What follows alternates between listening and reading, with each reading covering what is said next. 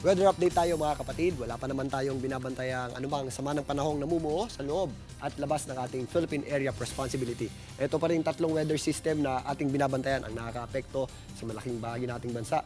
Ito pong amihan o northeast monsoon ay nagdadala pa rin ng malamig na panahon sa malaking bahagi ng Luzon.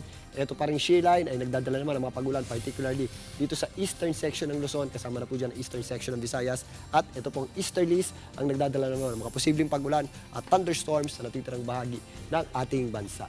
Dahil po sa ating amihan o northeast monsoon, asahan pa rin po natin na magpapatuloy ang malamig na panahon, lalong-lalo na sa gabi at madaling araw sa malaking bahagi na po yan ng Luzon.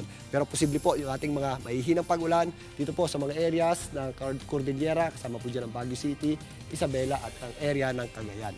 Dahil naman sa ating shear line, possible pa rin po yung ating mga pagulan dito po sa mga areas ng Aurora, Rizal, Quezon, kasama po dyan ang Mindoro, Romblon, Marinduque, kasama na rin po dyan ang malaking bahagi ng Bicol Region at nag-extend pa po yan dito sa areas ng Northern Samar. Samantalang yung ating easterlies ay nagdadala rin po ng mataas na tsansa ng pagulan sa mga areas o sa natitirang bahagi ng Eastern Visayas at nag-extend po yan dito sa area ng Caraga, kasama po dyan ang Dinagat at Siargao Island. So mag-ingat po tayo sa mga posibleng epekto ng mga pagulan na yan, gaya ng mga flash floods and landslides. Lalong-lalo na tuloy-tuloy na nakaka-apekto itong ating shear line sa mga susunod na araw at nitong mga nakaraang araw pa. Ang natitirang bahagi naman ng Visayas at Mindanao, possible po yung ating mga isolated o localized na pagulan tuwing hapon at gabi, pero nagpapakita naman o sumisilip naman yung ating haring araw dyan. Dito sa Metro Manila, magpapatuloy po ang maliwalas at magandang panahon ngayon hanggang sa paparating na weekend. At if ever, kung may mga pagulan tayo, ito po yung mga dagdi ang mga pagulan lamang o yung ating mahihinang pagulan tuwing sumasapit ang hapon at gabi. Kaya ugaliin pa rin po ang pagdadala ng payong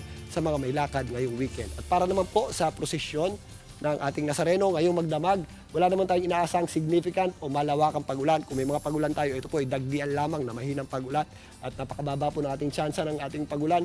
Ngayong magdamag na po yan hanggang mamayang madaling araw. Lumalamig din yung ating temperatura sa gabi, pero dahil sa dami ng tao at siksikan po, mag-ingat pa rin po tayo at ugaliin pa rin po natin ang pag-inom ng tubig dahil umiinit pa rin po yung ating panahon.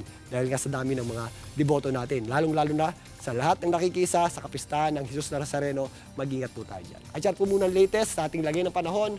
Muli ako po inyong weather frontliner Alvin Pura na lagi may panahon para sa iyo. Mga kapatid, Julius Babaw po. Para sa komprehensibo at makabuluhang balitaan at talakayan, mag-follow at mag-subscribe na sa social media pages ng News 5.